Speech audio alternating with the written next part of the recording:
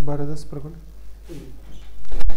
नमस्कार दोस्तों, वो कहते हैं ना, आग लगा दी मैंने उस किताब को, आग लगा दी मैंने उस किताब को जिसमें लिखा था मोहब्बत सच्ची है तो मिलेगी जरूर। नमस्कार दोस्तों, एक बार फिर से आपका हार्दिक स्वागत है। मैं प्रदीप कुमार आपके लिए प्यारे बच्चों आज एक और बेहतरीन जीके का लेक्चर लेकर आया हूं और सभी को राम राम नमस्ते। आज का जो जीके का लेक्चर है प्यारे बच्चों, हरियाणा का इतिहास हमने शुरू किया था, जय मां सरस्वती का। तो इस इतिहास का हम आज पार्ट 2 पढ़ेंगे प्यारे बच्चों। कल हमने ना क्या पढ़ा था, हमने ना प्राग ऐतिहासिक काल के बारे में आपको बताया था। प्राग ऐतिहासिक के बाद हमने प्यारे बच्चों आद ऐतिहासिक के बारे में आपको बताया और फिर हमने आज हम है ना ऐतिहासिक काल के बारे में पढ़ेंगे। प्राग ऐतिहासिक काल में मैंने बताया था पिंजौर पंचकुला से ना 1.5 करोड़ वर्ष पुरानी क्या मिली थी, खोपड़ी मिली थी।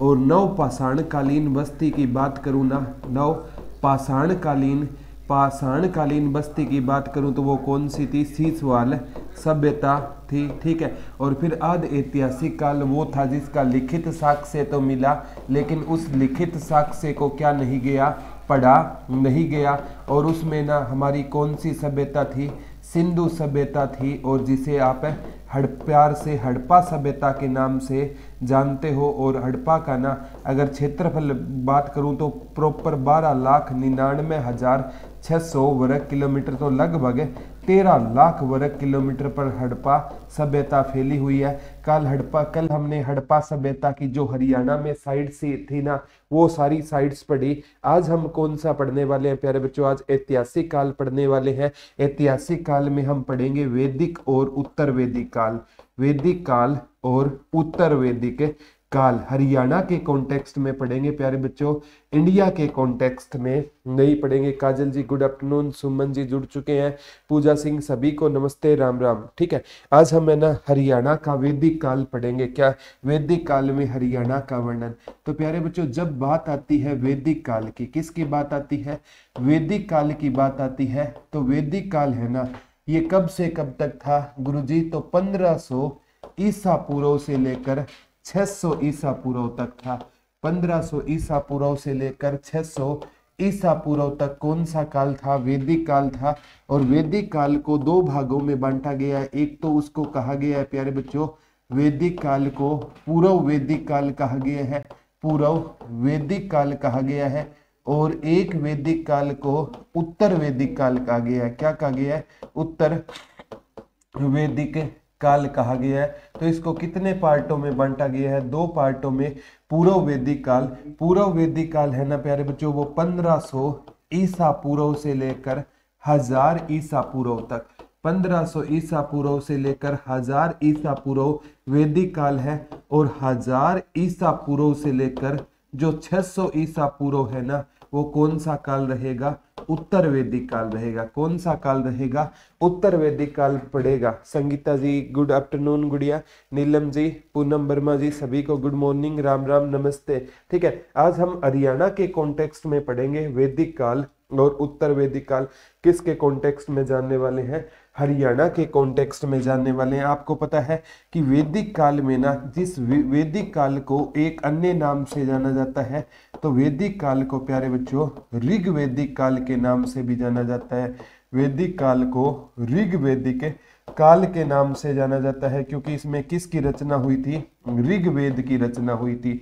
किसकी रचना हुई थी, इसमें ऋग्वेद की रचना हुई थी, इसलिए इसे ऋग्वेदिक काल भी कहा जाता है। और ऋग्वेद में हरियाणा को क्या कहा गया था, रज हरियाणे कहा गया था। ऋग्वेद काल में हरियाणा को किस नाम से जाना जाता है, रज हरियाणे। तो विश्व की ये सबसे पुरानी मतलब वेद पूछे या पांडुलिपि पूछे तो कौन सा वेद कहा जाता है, ऋग्वेद कहा जाता है। Manisha ji good morning, Sandhya ji Ram Ram, Preeti ji good afternoon, गुड़िया। ठीक है, तो ऋग्वेद काल में हरियाणा को क्या कहा जाता था, तो ऋग्वेद काल में हरियाणा को रज हरियाणे कहा जाता था। क्या कहा जाता था, रज हरियाणे कहा जाता था। तो वैदिक काल है ना, तो आप मानकर चलो प्यारे बच्चों 1500 ईसा पूर्व से लेकर 1000 ईसा पूर्व तक है ना, मतलब कौन सा काल था आपका, तो ऋग्वेदिक काल था, या इसी में ऋग्वेद की रचना हुई थी। और प्यारे बच्चों ऋग्वेद में ना एक क्वेश्चन ये आता है कि किस युद्ध का वर्णन मिलता है, तो ऋग्वेद में 10 राज युद्ध का वर्णन मिलता है, 10 राज युद्ध का वर्णन मिलता है, जो कितने राजाओं के बीच में लड़ा गया था, 10 राजाओं के बीच में लड़ा गया था। और ये पेपर में आता है ये युद्ध किस राजा ने जीता था, ये युद्ध प्यारे बच्चों राजा सुदास ने जीता था। और राजा सुदास किस वंश का राजा होता था, तो ये भरतवंशी राजा होता था। किस वंश का राजा होता था, भरतवंशी राजा होता था राजा सुदास। और ये युद्ध है ना किस नदी के किनारे लड़ा गया, पुरुषणी नदी के किनारे ये युद्ध लड़ा गया था। ठीक है, एक बार आया था 10 राज युद्ध है ना, वो किस युद्ध के आसपास हुआ था, तो 10 राज युद्ध है ना ये महाभारत के युद्ध के आसपास हुआ, क्योंकि महाभारत का युद्ध है ना कब लड़ा गया था, 900 ईसा पूर्व महाभारत का युद्ध बताया जाता है। तो ऋग्वेद के जो ये 10 राज युद्ध है ना ये किस युद्ध के आसपास हुआ था, महाभारत के युद्ध के आसपास हुआ था। ठीक है सौरव आपका मैं पढ़ पा रहा हूँ। ठीक है सर, ये वीडियो आप कहाँ अपलोड करोगे, मैंने केट का बैच ले रखा है, केट के बैच में जाएगी, सभी बैच में ये वीडियो जाएगी जो बैच आपने बच्चे ले रखा है। क्योंकि अभी क्या के बच्चे कहते हैं कि सर लाइव और रिकॉर्डेड में अंतर क्या है, अभी हजारों बच्चों ने ये कोर्स ले रखा है सौरव भाई, अब जितने लाइव है उनको तो ये लाइव मिलेगी, बाद में यही रिकॉर्डेड हो जाएगी, आधे घंटे बाद जैसे ही मेरा लेक्चर ओवर हो जाएगा। तो मन में कभी ये शंका मत रखा करो कि कौन सा लाइव है कौन सा रिकॉर्डेड है, आपको ना पढ़ने से मतलब होना चाहिए। हाँ कोई कंसेप्ट में आपको दिक्कत है तो आप डाउट्स ले सकते हो, कोई दिक्कत नहीं है, हम वीक में एक दिन डाउट सेशन का रख लिया करेंगे। ठीक है कोई बात नहीं शारदा जी, आप लेट हो गई तो भी कोई दिक्कत नहीं, आज वैदिक काल पढ़ रहे हैं, वैदिक काल का हरियाणा पढ़ रहे हैं। और प्यारे बच्चों वैदिक काल में ना ये आगामी एग्जाम में यहाँ से क्वेश्चन पक्का आएगा। ठीक है एक फिर उत्तर वैदिक काल, कौन सा काल आया, उत्तर वैदिक काल आया। और उत्तर वैदिक काल है ना, उत्तर वैदिक काल इसमें ना साम वेद की रचना हुई, यजुर वेद की रचना हुई, और अथर्व वेद की रचना हुई। कौन से वेदों की रचना हुई, साम वेद की रचना हुई, यजुर्वेद की रचना हुई और अथर्व वेद की रचना हुई। किस काल में हुई थी, उत्तर वैदिक काल में। साम वेद को किसका जनक कहा जाता है, संगीत का जनक कहा जाता है। और आपसे पूछे जो सारे गा मा पा है ना, सारे गा एक बार पूछा था, सारे गा मा पा का जनक कौन सा वेद था, सामदेव वेद। और यजुर्वेद है ना ये यज्ञ एवं अनुष्ठान का वेद रहेगा, और ये पद्य और गद्य दोनों में लिखा गया, इसको गाया भी जा सकता है और पढ़ा भी जा सकता है। और अथर्व वेद है ना ये जादू टोनों का वेद था। किसका वेद था, अथर्व वेद क्या है, जादू टोनों का क्या रहेगा, वेद रहेगा। यहाँ से आगामी एग्जाम में क्वेश्चन आपको देखने को पक्का मिलेगा। एक एग्जाम में पूछा गया था, यहाँ से भी क्वेश्चन आपसे पेपर में पूछा जा सकता है कि ठीक है जो आपसे पूछा जाएगा क्या क्या बन सकता है। ठीक है वैदिक सभ्यता का पालना किसको कहा गया, तो जो वैदिक सभ्यता है ना पेपर में आ सकता है प्यारे बच्चों, ये किन लोगों ने बसाई थी, तो वैदिक सभ्यता है ना वो आर्य लोगों ने बसाई थी।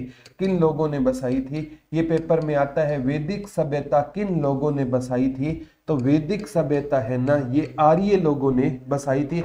आर्य का अर्थ क्या होता है, तो आर्य का अर्थ होता है प्यारे बच्चों श्रेष्ठ, जो श्रेष्ठ होता है ना उसे आर्य कहा जाता है। और वैदिक सभ्यता का पालना हरियाणा को कहा जाता है। वैदिक सभ्यता का पालना, वैदिक सभ्यता का पालना किसे कहा जाता है, तो वैदिक सभ्यता का पालना प्यारे बच्चों हरियाणा को कहा जाता है। हरियाणा का जो क्षेत्र है पेहवा कुरुक्षेत्र, इसमें कहा जाता है कि वैदिक सभ्यता है सबसे पहले आई। और कहते हैं एक एग्जाम में आया था आर्यों की उत्पत्ति का सिद्धांत, आर्य कहाँ से आए थे, तो प्यारे बच्चों आर्य है ना ये मध्य एशिया से आए थे।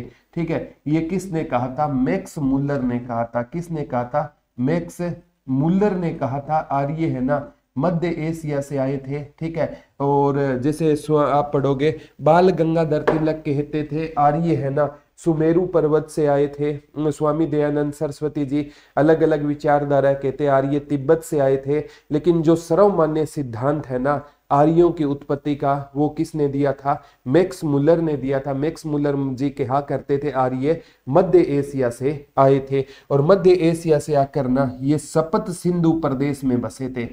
किस प्रदेश में बसे थे? सप्त सिंधु प्रदेश में बसे थे, जो आज का क्या कहलाता है? पंजाब कहलाता है। उस टाइम हरियाणा पंजाब का पार्ट था। तो आर्य आकर जिस जगह पर बसे थे वो जगह कौन सी थी? पेहवा, कुरुक्षेत्र। इसीलिए वैदिक सभ्यता का पालना हरियाणा को कहा जाता है पेहवा।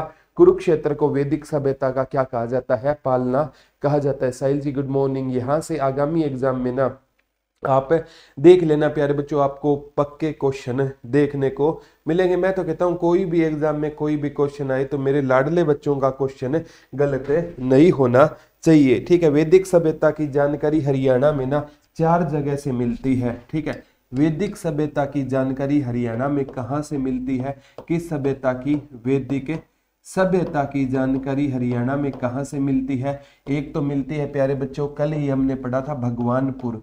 भगवानपुर पढ़ा था, जो स्थान आपका कुरुक्षेत्र में है। और इसमें तो ऐसी मान्यता थी कि जो मतलब सिंधु सभ्यता के लोग और आर्य लोग एक साथ रहते थे। भगवानपुर हो गया, शुद्ध जगह हो गया। शुद्ध कहाँ पर रहेगी? आपकी यमुना नगर में रहेगी। और संगीत के सबसे प्राचीनतम साक्ष्य पूछे ना, तो संगीत के सबसे प्राचीनतम साक्ष्य कहाँ से मिले थे?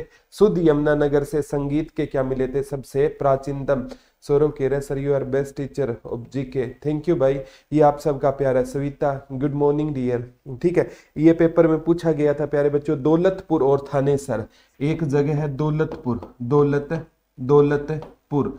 तो दौलतपुर जगह कहाँ पर रहेगी? ये भी कुरुक्षेत्र में रहेगी। कहाँ पर रहेगी? कुरुक्षेत्र में रहेगी। और यहाँ से हमने पढ़ा था क्ले स्टैम्प मिली थी, मिट्टी की मोहरें।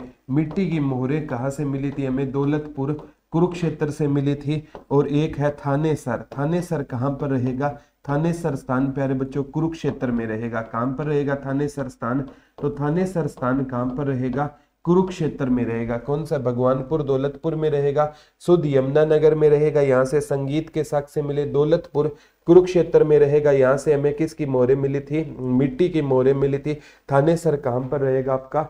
कुरुक्षेत्र में रहेगा। थानेसर आपका कहाँ पर रहेगा? कुरुक्षेत्र में रहेगा। तो वैदिक सभ्यता है ना, तो प्यारे बच्चों इसमें हरियाणा का कौन सा स्थान है? भगवानपुर कुरुक्षेत्र, शुद्ध यमुनानगर, दौलतपुर कुरुक्षेत्र, थानेसर कुरुक्षेत्र। यहाँ से हमें ना वैदिक सभ्यता के, अनीता जी गुड आफ्टरनून डियर। तो यहाँ से किसकी जानकारी मिलती है हमें? वैदिक सभ्यता की जानकारी मिलती है। और वैदिक सभ्यता ना हरियाणा के जिस क्षेत्र में पनपी थी वो कुरुक्षेत्र के क्षेत्र में पनपी थी। ठीक है, कैट का एग्जाम कुलवीत जी अभी तक है ना, माननीय चेयरमैन साहब को भी पता नहीं है कैट का एग्जाम कब होगा।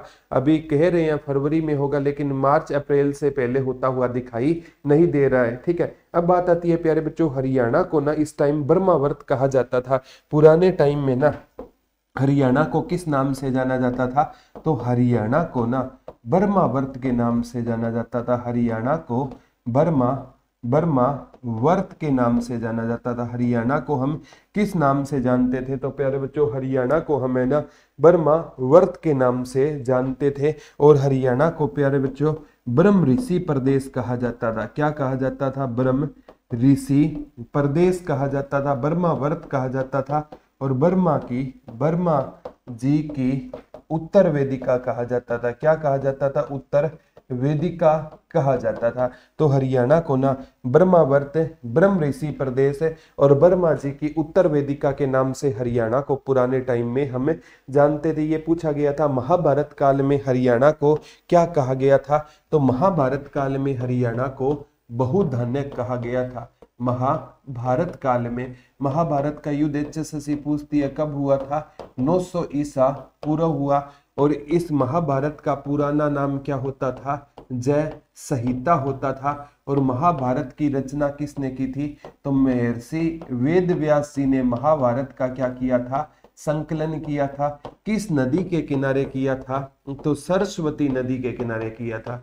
ये पेपर में आता है, किस नदी के किनारे किया? सरस्वती नदी के किनारे किया। और महाभारत में हरियाणा को क्या कहा गया था? बहुधान्य कहा गया था। एक बार आया था बहुधान्य का अर्थ क्या रहेगा? तो अत्यधिक समृद्ध भूमि। अत्यधिक जो समृद्ध भूमि होती है ना वो क्या कहलाती है, बहुधान्य कहलाती है। तो बहुधान्य का अर्थ क्या रहेगा, अत्यधिक समृद्ध भूमि रहेगा। ओके भाई, गुड मॉर्निंग काजल जी। अभी तक श्योर नहीं है, मार्च तक होता दिखाई दे रहा है, ठीक है। एक एग्जाम में पूछा गया, युद्ध काल में भी हरियाणा को बहुधान्य कहा जाता था। किस काल में प्यारे बच्चों, युद्ध गणराज्य हुआ करता था, युद्ध काल में भी हरियाणा को ना बहुधान्य कहा जाता था। कुरुओं द्वारा उपजाई गई भूमि आदि रूपा आदि परबा के नाम से जानी गई थी। युद्ध काल में भी हरियाणा को किस नाम से जाना गया था प्यारे बच्चों, बहुधान्य के नाम से जाना गया। जहां पर प्यारे बच्चों बहुधान्य का अर्थ क्या होता है, जहां पर अनाज ज्यादा हो। और एक एग्जाम में पूछा गया था प्यारे बच्चों, मनु समृद्धि में ना हरियाणा को क्या कहा गया था, तो मनु समृद्धि में हरियाणा को बर्मावर्त कहा गया था। मनु समृद्धि मनु समृद्धि में हरियाणा को क्या कहा गया था, बर्मावर्त कहा गया था। हरियाणा को पुराने टाइम में बर्मावर्त, ब्रह्म ऋषि प्रदेश और बर्मा की उत्तर वेदिका के नाम से जाना जाता है। ये पेपर में पूछा गया था। और इसमें ना कुरुक्षेत्र को भी ना मनु समृद्धि में बर्मावर्त कहा गया था। मनु समृद्धि में कुरुक्षेत्र और हरियाणा को बर्मावर्त कहा गया। जिसे प्यारे बच्चों बाण भट्ट की रचना होती थी ना, बाण भट्ट की रचना हर्ष चरित्र, कौन सी होती थी, हर्ष चरित्र। तो बाण भट्ट ने अपनी रचना हर्ष चरित्र में ना कुरुक्षेत्र को क्या कहा था, सिरीकंठ जनपद कहा था। क्या कहा था, सिरीकंठ जनपद कहा था। और बाण भट्ट ने अपनी रचना में ना हरियाणा को भी क्या कहा था, तो हरियाणा को भी बाण भट्ट ने अपनी रचना में क्या कहा था, सिरीकंठ जनपद कहा था। हरियाणा को भी उसने क्या कहा था, सिरीकंठ जनपद कहा था। और कुरुक्षेत्र को भी उसने क्या कहा था, सिरीकंठ जनपद कहा था। तो बाण भट्ट की रचना से आगामी एग्जाम में क्या आ सकता है, क्वेश्चन आ सकता है। मैं तो कहता हूं कोई भी क्वेश्चन आए ना तो वो आपका गलत नहीं होना चाहिए, किसी भी हिसाब से वो क्वेश्चन आपका गलत नहीं होना चाहिए। ये आगामी एग्जाम में आ सकती है। महाभारत की रचना पेहवा जो कुरुक्षेत्र का एरिया उसमें सरस्वती नदी के किनारे की गई। महाभारत का संकलन महर्षि वेदव्यास जी ने किया, लेखन कार्य श्री गणेश जी ने ऐसा माना जाता है। प्यारे बच्चों एक एग्जाम में पूछा गया था प्यारे बच्चों कि महाजनपद काल में ना हरियाणा किसका हिस्सा होता था, तो पहले के टाइम में ना पूरा भारत है ना वो महाजनपदों में बंटा हुआ था। किस में बंटा हुआ था, महाजनपदों में बंटा हुआ था। अगर महाजनपद कितने होते थे प्यारे बच्चों पुराने टाइम में, पहले जन बने थे, फिर जनपद बने थे, फिर महाजनपद बने थे, तो 16 होते थे। और महाजनपदों की जानकारी, महाजनपदों की जानकारी कहाँ से मिलती है, तो महाजनपदों की जानकारी अगर कोई बौद्ध साहित्य पूछे ना, तो प्यारे बच्चों बौद्ध ग्रंथ पूछे ना, तो बौद्ध किस ग्रंथ में, तो अंगुत्तर निकाय में मिलती है। किस में मिलती है, अंगुत्तर निकाय में महाजनपदों की जानकारी मिलती है। कोई जैन ग्रंथ पूछे ना प्यारे बच्चों जिसमें महाजनपदों की जानकारी मिलती है, तो वो भगवती सूत्र हो जाएगा। कौन सा हो जाएगा, भगवती सूत्र हो जाएगा।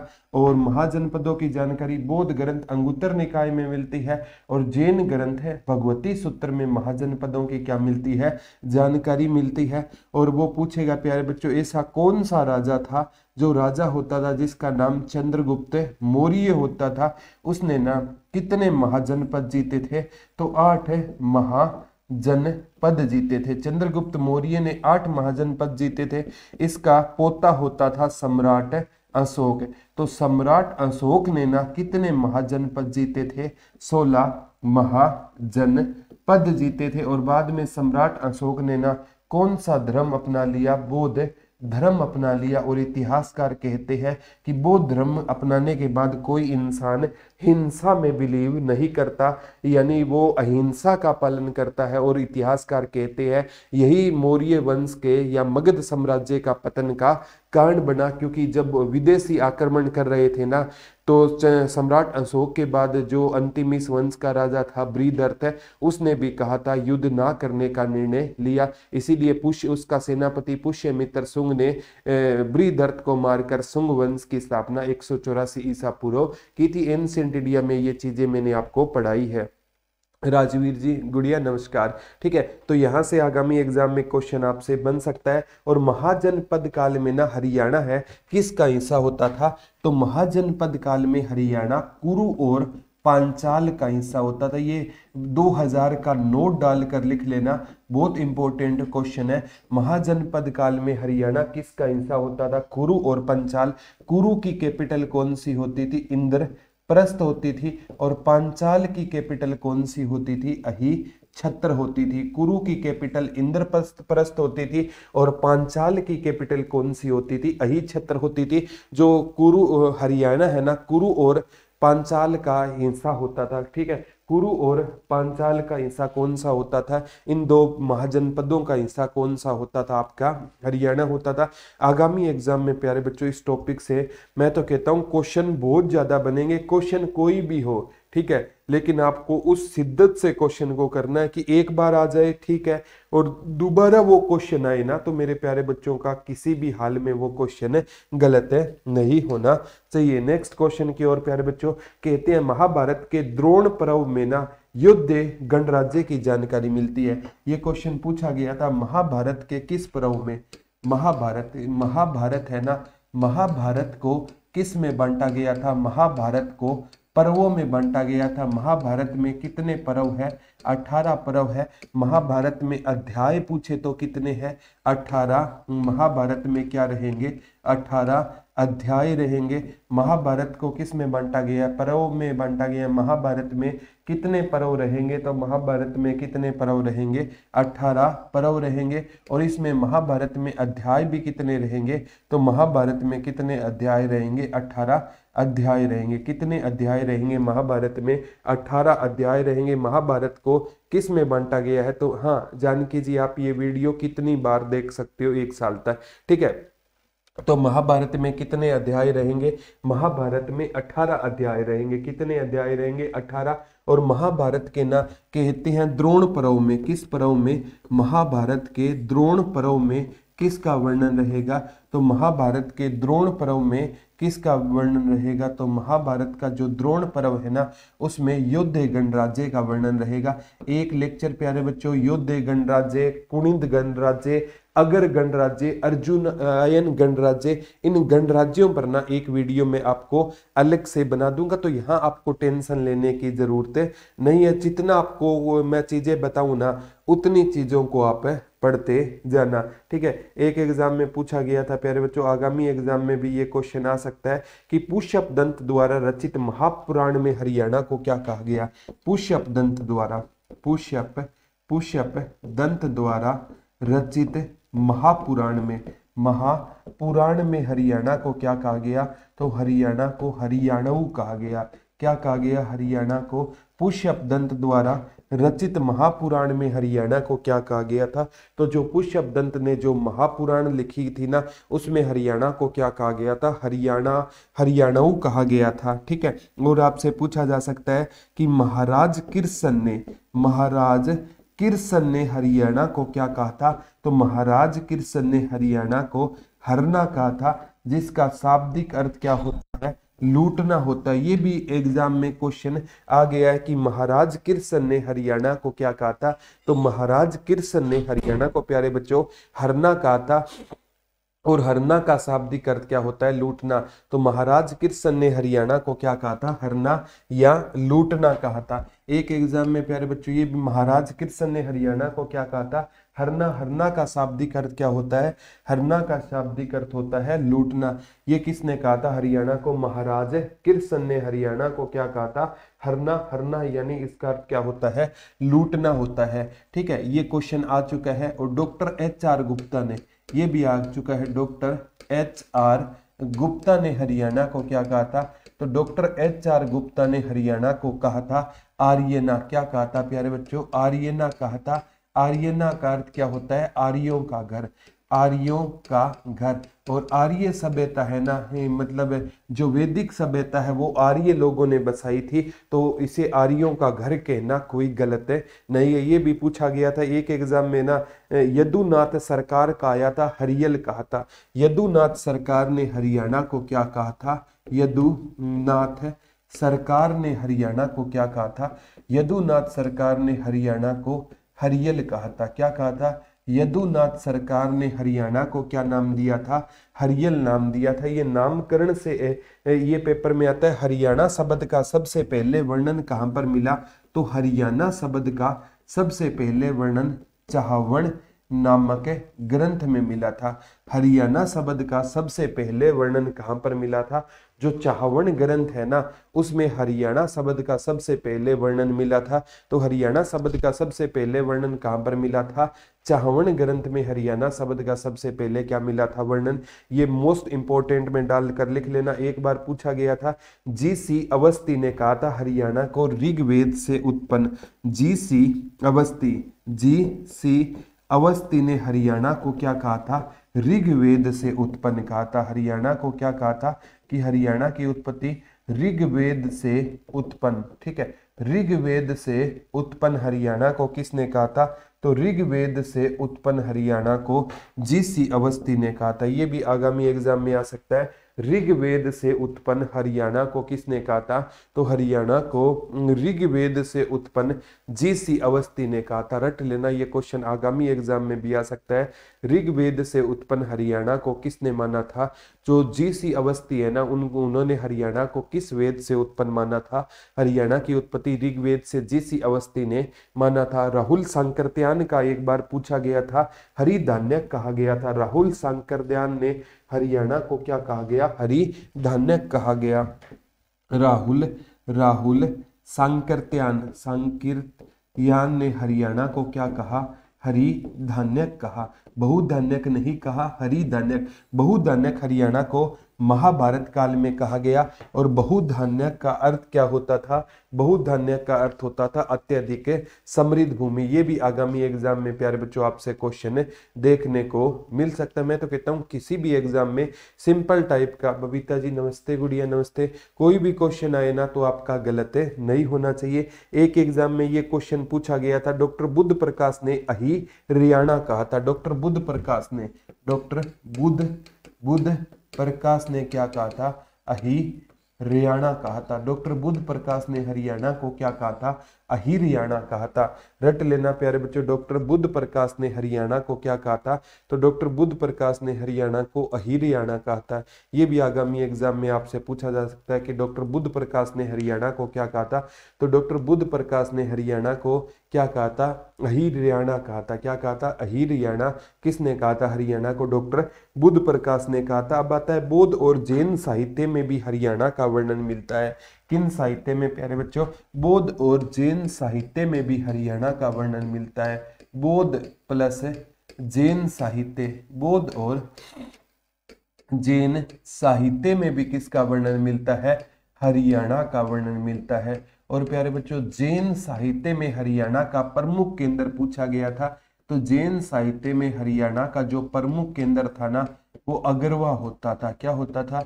जैन साहित्य का हरियाणा में, ये HSSC ने पूछा था, प्रमुख केंद्र कौन सा होता था? तो जैन साहित्य का हरियाणा में, पवन भारद्वाज जी हर हर महादेव, गुरु जी हर हर महादेव भाई। ठीक है, तो जैन साहित्य में हरियाणा का प्रमुख केंद्र कौन सा होता था? तो जैन साहित्य में हरियाणा का प्रमुख केंद्र कौन सा होता था? अगरवा होता था। ये भी आगामी एग्जाम में आपसे पूछा जा सकता है। और बौद्ध और जैन साहित्य, बौद्ध साहित्य होता था मज्जी निकाय। ये पेपर में पूछा गया था, बौद्ध साहित्य कौन सा होता था? मज्जी निकाय में ना, मज्जी निकाय। और एक दिव्यावदान, ये बौद्ध साहित्य थे। क्या थे? बौद्ध साहित्य थे। इनमें भी हरियाणा की जानकारी मिलती है। और दिव्यावदान में ना रोहतक और अगरुआ का वर्णन मिलता था। रोहतक और अगरुआ का वर्णन किस में मिलता था? तो बौद्ध साहित्य दिव्यावदान में मिलता था। ये क्वेश्चन पूछा गया है। HSSC ने इंडिया जीके कितनी आती है? तो इंडिया जीके का वैसे तो कोई क्राइटेरिया नहीं, मान के चलो 20 से 25 नंबर की इंडिया जीके आएगी। ठीक है, तो मज्जी निकाय में, दिव्यावदान में ये बौद्ध साहित्य, उसमें भी हरियाणा का वर्णन मिलता है। और दिव्यावदान में रोहतक और अगरुआ। एक महाभारत कालीन ग्रंथ है नकुल दिग्विजय। महाभारत कालीन ग्रंथ कौन सा था? नकुल दिग्विजय। उसमें ना केवल है ना रोहतक का वर्णन मिलता था। तो वो पूछेगा महाभारत कालीन किस ग्रंथ में केवल रोहतक का वर्णन मिलता है? तो महाभारत कालीन ग्रंथ है नकुल दिग्विजय में केवल किसका वर्णन मिलता है? रोहतक का वर्णन मिलता है। और बौद्ध साहित्य दिव्यावदान में पूछे ना तो रोहतक और अगरवा का वर्णन मिलता है। कहते हैं ऋग्वेद काल में ना रोहतक को रोहितासपुर के नाम से जाना जाता था। रोहतक को ऋग्वेद में ना रोहतासपुर के नाम से जाना गया था। ये चीजें है ना आगामी एग्जाम में प्यारे बच्चों थोड़ा सा आप डीप पढ़ लोगे ना तो अब तो कोई दिक्कत नहीं आएगी। डीप का अर्थ क्या होता है? थोड़ा सा ना आप स्टडी में डीप पढ़ोगे ना तो क्वेश्चन किसी भी हिसाब से पूछे ना तो आपका नमस्ते दक्ष भाई नमस्ते, तो आपका गलत नहीं होना चाहिए। एक एग्जाम में पूछा गया था, कहते हैं कि बौद्ध साहित्यों से पता चलता है कि महात्मा बुद्ध हरियाणा में आए थे।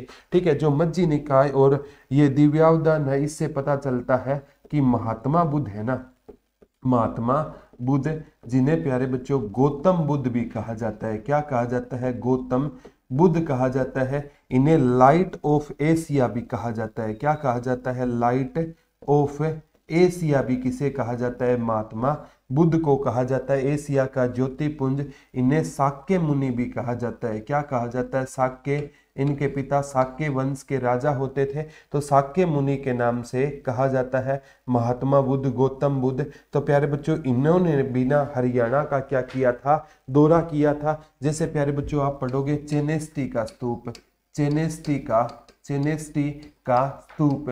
तो चेनेस्टी का स्तूप बौद्ध धर्म से संबंधित है। ये कहाँ पर रहेगा? जगाधरी यमुनानगर में रहेगा। इससे पता चलता है कि महात्मा बुद्ध है ना हरियाणा में भी आए थे। कहाँ पर आए थे? महात्मा बुद्ध हरियाणा में। राजवीर जी आज बात हो जाएगी, कहाँ आए थे? हरियाणा में आए थे। और असंध करनाल और थानेसर कुरुक्षेत्र। असंध करनाल, असंध कहाँ पर है? असंध करनाल में रहेगा, करनाल।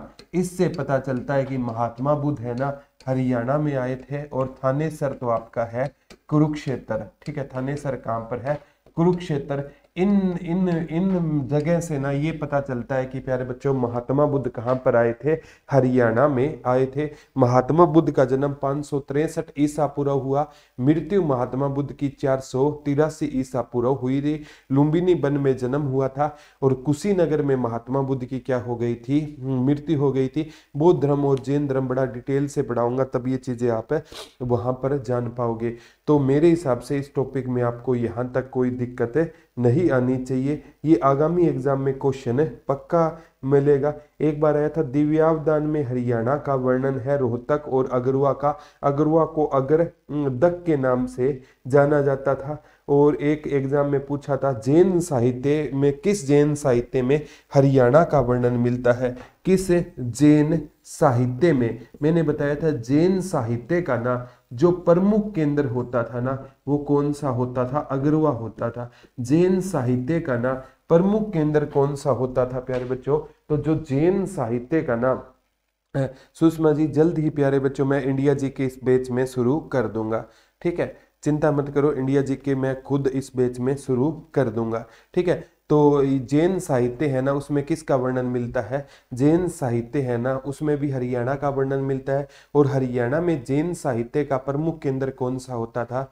तो हरियाणा में जैन साहित्य का प्रमुख केंद्र अगरवा होता था। कौन सा होता था? अगरवा होता था। ये पेपर में पूछा गया था। कथा कोश और भद्रबाहु चरित्र, इन दोनों में कथा कोश और भद्रबाहु चरित्र, इनमें ना हरियाणा की जानकारी मिलती है। भद्रबाहु चरित्र। ठीक है, बौद्ध साहित्य पूछे तो दिव्यावदान और मज्जी निकाय में हरियाणा की जानकारी मिलती है। बौद्ध साहित्य पूछे तो दिव्यावदान और मज्जी निकाय में हरियाणा की जानकारी मिलती है। जैन साहित्य पूछे तो कथा कोश और भद्रबाहु चरित्र में हरियाणा की क्या मिलती है जानकारी। और जैन साहित्य का प्रमुख केंद्र कौन सा होता था? तो जैन साहित्य का प्रमुख केंद्र हरियाणा में कौन सा होता था? अगरवा होता था। अगरवा कहाँ पर रहेगा आपका?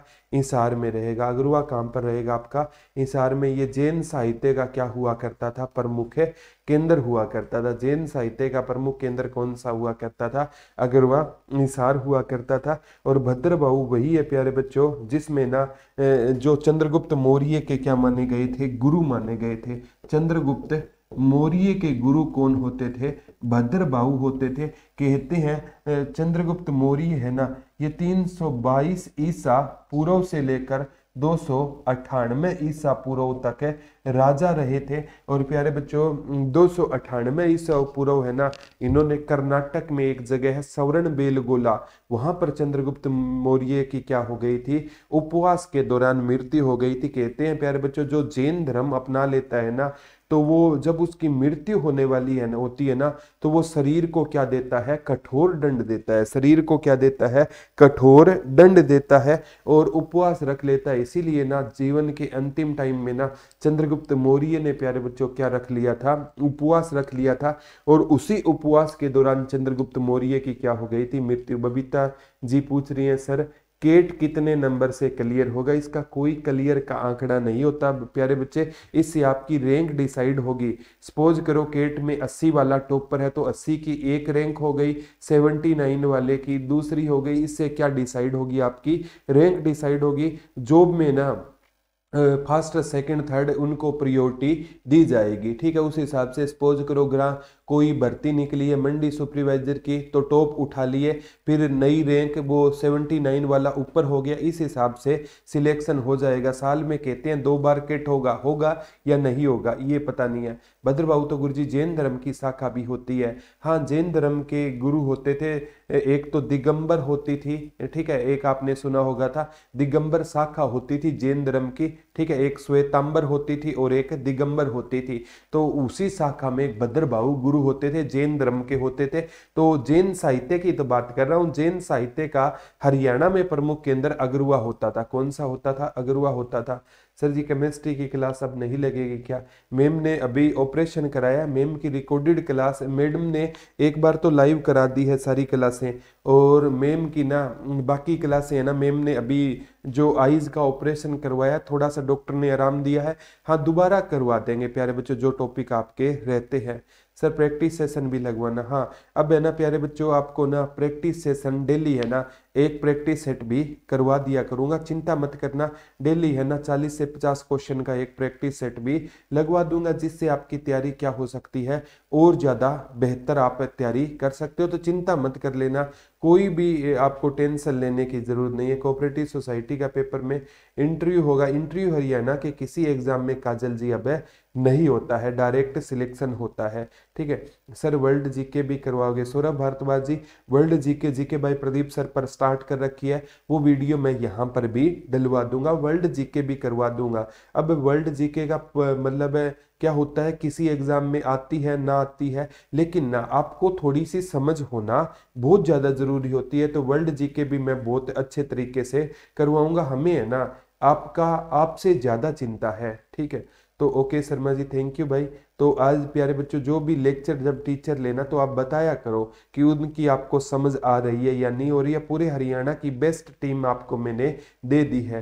अब किसी भी टीचर में कोई गलती नहीं निकाल सकता, पूरे हरियाणा की बेस्ट टीम आपको मिल रही है। अब आप पे है कि आप इस टीम का कितना फायदा उठा सकते हो। मैंने अपना काम कर दिया है, अब आपको सिलेक्शन लेना आपका काम है। आज हमने पढ़ा प्यारे बच्चों वैदिक सभ्यता। वैदिक सभ्यता 2 पार्टों में बांटी गई, एक वैदिक काल, एक उत्तर वैदिक काल। वैदिक काल है ना 1500 से लेकर 1000 ईसा पूर्व था। उत्तर वैदिक काल 1000 से लेकर 600 ईसा पूर्व तक कौन सा काल था? उत्तर वैदिक काल था। और वैदिक सभ्यता का पालना हरियाणा को कहा गया। और वैदिक सभ्यता के जनक आर्य थे। आर्य कहाँ से आए थे? मध्य एशिया से आया था। बाबर भी मध्य एशिया से आया था। और आर्यों की उत्पत्ति का सिद्धांत मैक्स मुलर ने दिया था मध्य एशिया से। और सुमेरु पर्वत से कहते थे, अंटार्कटिक प्रदेश से बाल गंगाधर तिलक जी, और तिब्बत से कहा करते थे स्वामी दयानंद सरस्वती, लेकिन मध्य एशिया वाला मेन रहेगा,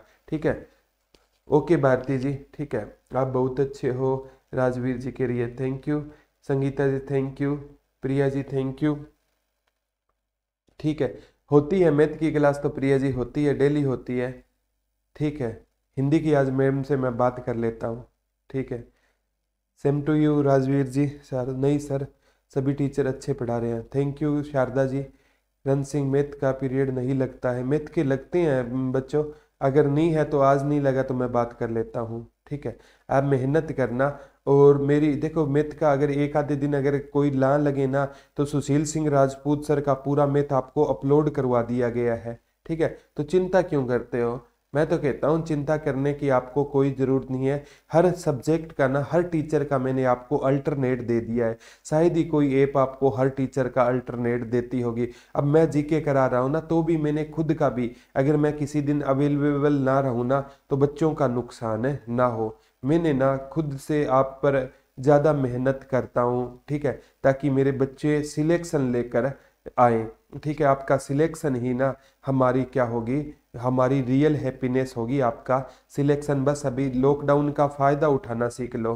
ठीक है, नृत्य भी बबीता जी हरियाणा के करवा देंगे। बस लॉकडाउन का फ़ायदा उठा, इस टाइम और लोग नेगेटिविटी में भरे हैं, और जो बच्चा पॉजिटिव रहेगा ना, सिलेक्शन प्यारे बच्चों उसी बच्चे का होगा, ये मेरे से लिखवा लो। क्योंकि नेगेटिविटी के दौर में ना, टीचर और स्टूडेंट सभी नेगेटिविटी में चले जाते हैं, लेकिन जो पॉजिटिव होकर मेहनत करेगा ना, एक दिन सिलेक्शन उसी का होगा। तो आपसे मैं कहूँगा कि पॉजिटिव हो जाइए और मेहनत कीजिए। आप और हम दोनों मिलकर मेहनत करेंगे ना, तो इस मेहनत का परिणाम आएगा। राजवीर जी डन है, हो जाएगी ये चीज़ भी सोल्व आपकी। तो प्यारे बच्चों, आज की क्लास आपको कैसी लगी आप कमेंट करके ज़रूर बताना, क्योंकि जब तक बच्चे बताएंगे नहीं ना, तब तक पता नहीं चलेगा कि क्लास है कैसी रही। तो आज के लिए इतना ही है प्यारे बच्चों, कल आपसे हमें दोबारा रूबरू होंगे। तब तक के लिए एक ही बात कहूँगा, हंसते रहो, मुस्कुराते रहो, अपना और अपना ध्यान रखना, और हंसते रहना, मुस्कुराते रहना। धन्यवाद दोस्तों, जय हिंद, जय भारत।